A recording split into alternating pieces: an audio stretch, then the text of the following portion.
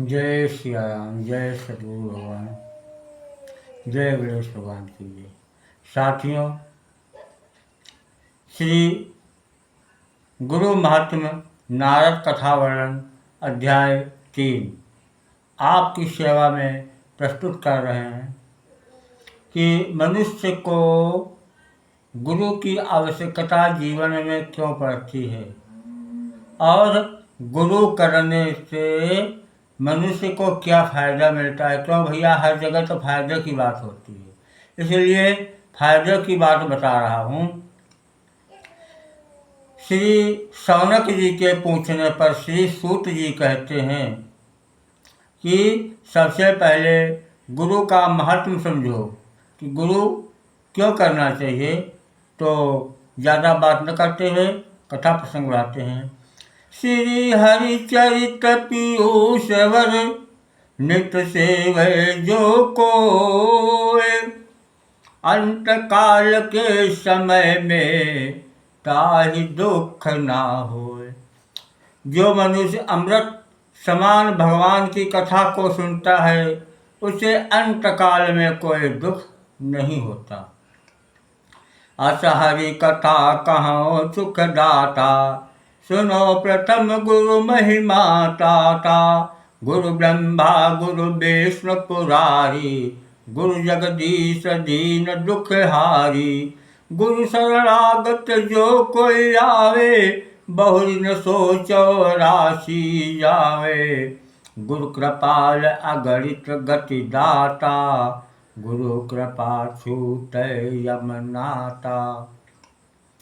तो साथियों, जो कोई गुरु की शरण में आता है फिर वह 84 योनियों में नहीं भ्रमता। पहला फायदा, कृपाल गुरु असंख्य गतियों को देने वाले हैं, जिनकी कृपा से नरक से संबंध छूट जाता है। महा अधम पापी नर होए, गुरु शरणागत आवे सोई। फिरत नरक परै नहीं प्राणी, जो गुरु बचन ले अपुर मानी। कैसा भी पापी और नीच मनुष्य क्यों न हो, गुरु की शरणागत होने से वह नरक यातना नहीं सहता। जो गुरु के वचनों को सत्य मान विश्वास करता है वह गुरु धन्य है जो भक्ति का उपदेश करता है। और श्रोता वक्ता तथा भक्त का वेश भी धन्य है कि धन्य धन्य वह गुरु है, करे भक्ति उपदेश। श्रोता वक्ता धन्य है, धन्य भक्त को भेष। कहाँ एक इतिहास पुरानी, मन लगाए सुनिए मुनि ज्ञानी। रहा बधिक जो करे ठगाही, तासु नाम मारीच कहाही। अब मैं एक पौराणिक कथा कहता हूँ, हे ज्ञानी मुनि मन लगाकर सुनिए। एक मारीच नाम का बधिक रहता था जो ठगाई का काम करता था। नित उठ धनुआ बाण उठावे, जही पावे तही मारी गिरावे। महाकुटिल मूरख अज्ञाना, दया धर्म का नाम न जाना। वह बधिक मारीच धनुष बाण ले जिसको पाता मार गिराता तथा दया धर्म का नाम ही नहीं जानता था। ऐसा वह महाकुटिल मूर्ख अज्ञानी था। एक दिन मन की न विचारा, मौसम पतित न को संसारा। जब से धरो देह जग आई, पाप करत सब उमर गवाई। तो साथियों, उसने एक दिन अपने मन में विचार किया कि मेरे समान संसार में कोई भी पापी नहीं है जब से मैं पैदा हुआ हूँ अब तक सारा जीवन पापों में ही बिता दिया। अब ये उसके मन में विचार आया, सोचने लगा कि अंत काल मो गति का होई, सोचत बधिक उठा मन रोई। तही अवसर गौतम ऋषि आए, जाति रहे कछु सहज सुभाए। यही सोचकर वह बधिक की मैंने अपने जीवन में पाप ही किए हैं, मेरी अंत में क्या दशा होगी, उसे आत्मग्लानि हुई। सोचने लगा, सोच सोच कर वो रोने लगा। उसी समय उधर से गौतम ऋषि जी निकले। उन्हें देखकर वह उनके चरणों में गिर पड़ा कि मुनि है बिलो के तुरत उठी धावा, हाथ जोड़ी कै बचन सुनावा। मैं पापी खल कुटिल चबाई, मो पर दया करो मुनियाई। मुनि को देखते ही तुरंत उठकर दौड़ा और हाथ जोड़कर कहने लगा, मैं बहुत पातकी कुटिल चबाई हूँ, हे मुनीश्वर जी मुझ पर दया कीजिए कि मोह को मंत्र शिष्य कर दीजिए, जान पात की अभय करीजे। कामुन तो ही शिष्य जो कर हूँ, अर्ध पाप अपने सिर धर हूँ। तो मुनि से कहा कि हे मुनिवर, मैं बहुत पापी हूँ, मुझे अपना शिष्य का मंत्र देकर घोर पापों से रक्षा कर भय रहित कीजिए। यह सुन गौतम ऋषि कहने लगे, यदि मैं तुझे अपना शिष्य करता हूँ तो तेरा आधा पाप मुझ पर पड़ता है। सुन ठग चित्त लगाए, पाप पुण्य यही विधि बटे, कथा कहाँ सोई गाय, देखी पद्म पुराण में। तो गौतम जी उस बधिक को कहने लगे कि जिस तरह पाप पुण्य बढ़ता है वह कथा मैंने पद्म पुराण में देखी है। सो हे ठग सुनो कि एक तपसी एक विष ई होई, भोजन करे एक में दोई, भली बुरी संगति हुई जाई, पाप पुण्य आधा बंट जाई। एक तपस्वी और एक विषयी अगर दोनों एक थाल में भोजन करते हैं तो भली बुरी संगत एक में मिश्रण होने से दोनों के पाप पुण्य आधे रूप में बट जाते हैं। सुबह सराहे अरु बतलावे, दसवां अंश ताहि बच जावे, दर्शन ध्यान वचन सुनिया को, सप्तम अंश पाप पुनिता को। छूने तथा सराहना करने से और बातचीत करने से उसका 10वां अंश बढ़ जाता है। दर्शन से, ध्यान करने से तथा वचनों को सुनकर, भगवान के वचनों को सुनकर पाप का 7वां अंश बच जाता है। जप तप ध्यान कर्म एक करई, यक सेवा वाकी अनुसरई, 10 अंत सोभु फल पावे, पाप पुण्य जई जोई हुई आवे। एक जप तप दान और धर्म द्वारा महान पुण्य प्राप्त करता है और दूसरा उसकी सेवा द्वारा 10वां अंश भोग करता है, वही पाप पुण्य के रूप में हो जाता है। कि करज काढ़ जो अधर्म करई, 3 भाग फल धन दही परई, चोरी कर जो धर्म कमावे, पाप पुण्य दो निष्फल जावे। ऋण लेकर जो पाप किया जाता है उसे 3 भागों के पापों का दोषी धनी होता है, और चोरी करके जो धर्म कर्म किया जाता है उसमें पाप पुण्य कुछ भी प्राप्त नहीं होता। जो को काहू प्रेर करावे, पुण्य पाप खट अंश ही पावे। प्रजा जो धर्म कर्म कमाई, छठा अंश राजा सिर आई। जो कोई किसी से बरबस धर्म अधर्म कराता है, वह उसका छठा अंश पाप अथवा पुण्य का प्राप्त करता है, तथा प्रजा जो भी धर्म अधर्म करती है, उसका छठा अंश राजा को मिलता है।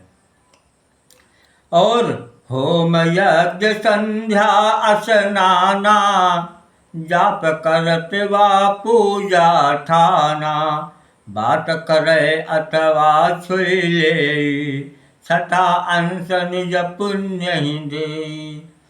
होम यज्ञ संध्या वंदन जाप पूजा पाठ में बात करने अथवा छू जाने पर छठा अंश चला जाता है।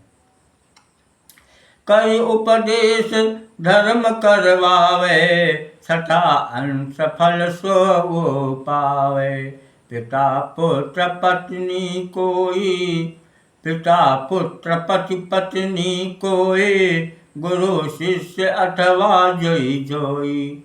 जो उपदेश करके धर्म करवाते हैं, जो धर्म का छठा अंश, वो धर्म का छठा अंश फल पाते हैं, चाहे पिता पुत्र पति पत्नी गुरु शिष्य अथवा कोई भी हो।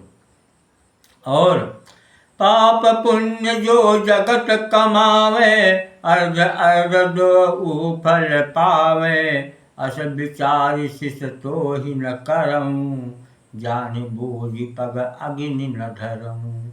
मम मग छाड़ देहि मोहि जाना, काहे व्यर्थ आय हठ ठाना। गौतम ऋषि ये कहने लगे, गुरु जो पाप पुण्य जगत में करते हैं, उसका अर्ध अर्ध शिष्य भोग करते हैं। ऐसा विचार कर तुझको अपना शिष्य नहीं करूँगा। जानबूझकर भला कौन आग में अपना पैर रख सकता है। ऐसा इसलिए रास्ता छोड़ मुझे जाने दे, वृथा के लिए क्यों बकवाद करता है। सुनि बोला मारीच तब, कि साची कहूँ सुनाए।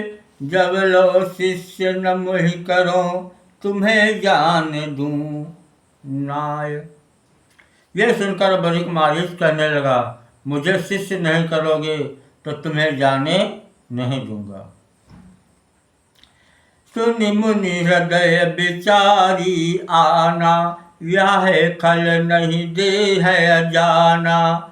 अब या को गुरु दीक्षा दीजे, जाति पाप पुंज सब छीजे। मारीच की बातों को सुनकर मुनि ने विचार किया कि यह दुष्ट मुझे जाने नहीं देगा, इसको शिष्य करना चाहिए, जिससे इसका पाप दूर हो। कहा ऋषि गुरु दक्षिणा दे मोही, तब तो शिष्य बनावो तो ही। बोला का दीजय सो कहूँ, मम दिग भोल ले जो चाहूँ। ऋषि बोले, मुझे गुरु दक्षिणा दो, तब तुझे शिष्य बनाऊंगा। वह बोला, मेरे पास जो है ले लो। अब जनि पाप करहु कछु भाई, राम नाम सो सुमिरहु जाय। परम जाप तारक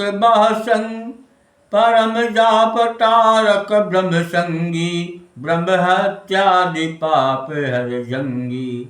अब तुम पापों को मत करना और अब से राम नाम का सुमिरन करो। ब्रह्म को प्राप्त करने के लिए यही तारक मंत्र है। यही मंत्र ब्रह्म हत्या पाप को नाशने वाला है।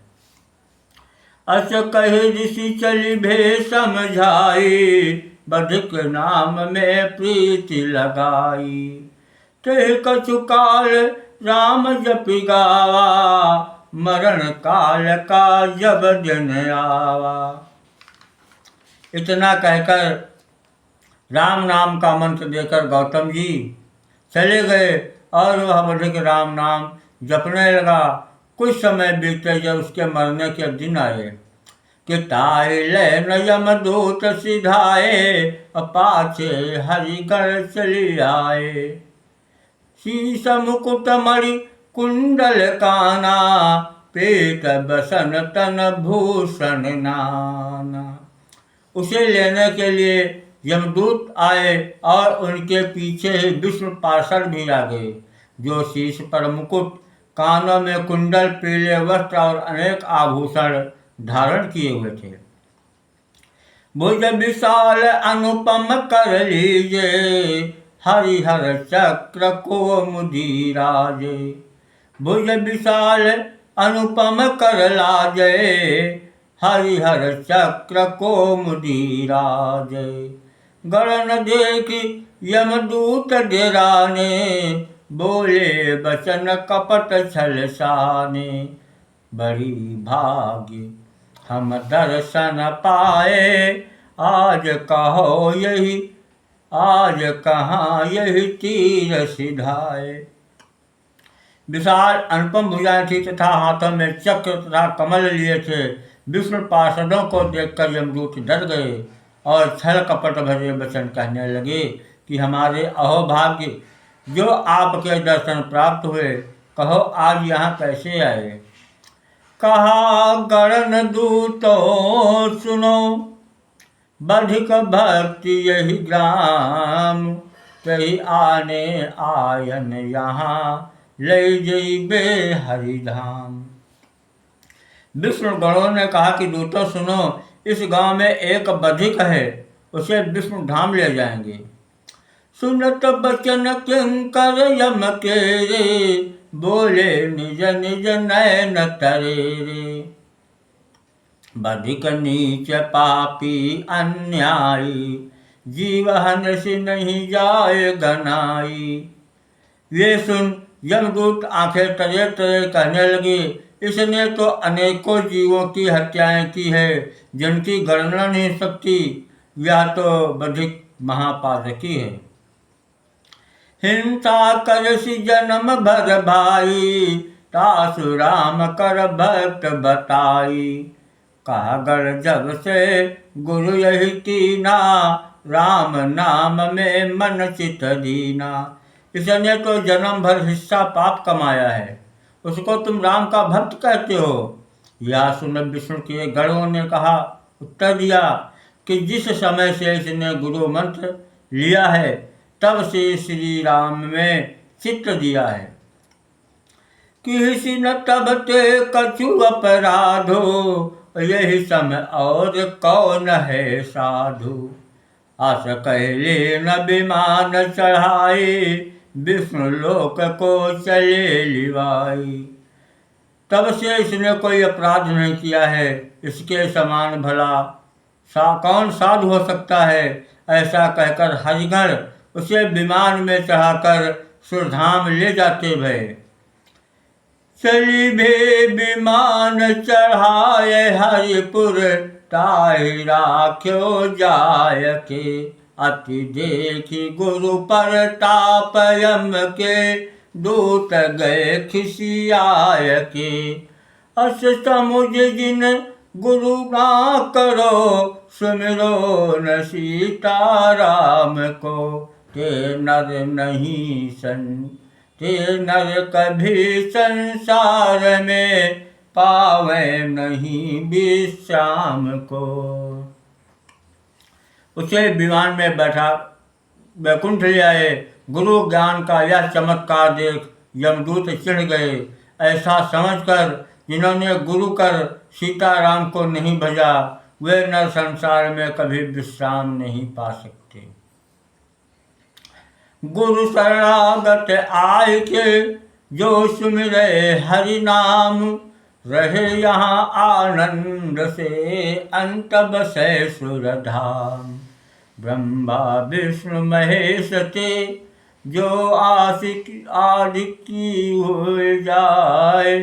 ब्रह्मा विष्णु महेश से जो अधिकी हुई जाए, तहों गुरु बिन ना तरे कहत निगम अस गाय। जो गुरु महाराज की शरण ले श्री राम जी का भजन करता है, वो यहाँ आनंद पूर्वक रहकर अंत में हरि धाम का वास करता है। ब्रह्मा विष्णु महेश से ऊंचा पद पाने पर भी बिना गुरु के निस्तार नहीं हो सकता, ऐसा निगमों का कहना है। या में कछु संदेह न जानो, आदि पुंज गुरुदेव ही मानो। ब्रह्म शिष्य प्रकृति शुभ मानो, प्रकृति शिष्य तत्व ही पहचानो।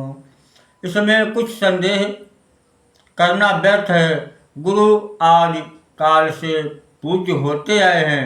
यह बताता हूँ ब्रह्मा का शिष्य प्रकृति तथा प्रकृति का शिष्य तत्व कहलाया है। महतत्व शिष्य प्रणव जो कहिए, ओंकार ते विष्णु लहिए। विष्णु की शिष्या लक्ष्मी भयऊ, तिनके विधि विधि के शिव कहू। महातत्व के प्रणव और प्रणव के ओंकार तथा ओंकार द्वारा विष्णु हुए। विष्णु की शिष्य श्री लक्ष्मी हुई और लक्ष्मी जी के विधि तथा विधि द्वारा शिव हुए। रामचंद्र अवतार जो लीना, विश्वामित्र गुरु तिन कीना। व्यास पुत्र सुखदेव बखाना, जनमत कीना विपिन पयाना। तिन्हो के न जनक गुरु भाई, तब हृदय में निष्ठा आई। ब्रह्मपुत्र नारद मुनि जेवो, मुनि भगवान के रस निलेवो। नारद निगुर रहे जब भाई, तब की कथा कहो यह बगाई। दीक्षाही न जाए हरि तीरा, दर्शन हेतु सदा मुनि धीरा। जय सिया राम। साथियों, वीडियो बहुत लंबा हो रहा है, इसलिए नारद जी की कथा हम दूसरे भाग में वर्णन करेंगे। और आपसे हमारी करबद्ध प्रार्थना है कि इस चैनल को लाइक शेयर और सब्सक्राइब करें। कवि न हो नहीं बचन प्रवीणो, सकल कला सब विद्याहीनो। मैं कुछ भी नहीं जानता हूँ, फिर भी राम की महिमा गाने का प्रयास कर रहा हूँ। जय श्री राम।